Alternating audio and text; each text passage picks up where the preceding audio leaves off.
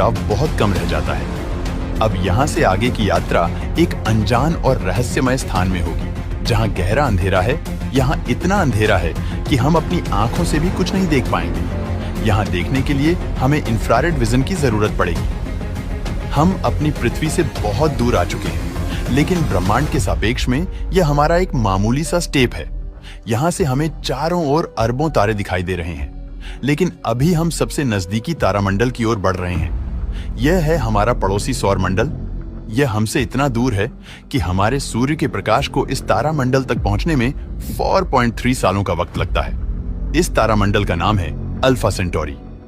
इस तारामंडल में 3 तारों का समूह है, जिनमें अल्फा सेंटोरी ए और अल्फा सेंटोरी बी तारे आपस में बाइनरी स्टार सिस्टम की तहत जुड़े हुए हैं। इस तारामंडल में प्रोक्सिमा सेंटोरी बी नामक ग्रह मौजूद है, जो पृथ्वी की ही तरह हैबिटेबल जोन में है और इस ग्रह पर एलियन लाइफ मौजूद हो सकती है। चलिए अपनी यात्रा को आगे बढ़ाते हैं। पृथ्वी से हम 10 प्रकाश वर्ष दूर आ चुके हैं और हमारे सामने ये एक बेबी स्टार है, जिसने अभी अपना जीवन शुरू ही किया है। और इस तारामंडल में अभी ग्रहों का जन्म होना बाकी है। हो सकता है कि इस तारामंडल में किसी ऐसे ग्रह का जन्म हो जाए जो हमारी पृथ्वी की ही तरह जीवन को धारण करने योग्य हो, लेकिन अभी इसमें अरबों सालों का वक्त लगेगा। वेल, अपनी यात्रा को आगे बढ़ाते हैं। अभी हम पृथ्वी से 20 प्रकाश वर्ष दूर आ चुके हैं और अभी हम ऐसे तारामंडल से होकर गुजर रहे हैं जिसका जन्म हमारे सौर मंडल के साथ ही हुआ था। इस तारे का नाम है ग्लिसे 581 और इसकी सबसे बड़ी खास बात यह है कि इस तारे का चक्कर लगा रहा है एक ऐसा ग्रह जो हमारी पृथ्वी से बिल्कुल मेल खाता है और इस ग्रह पर एलियन सिविलाइजेशन होने की प्रबल संभावना है।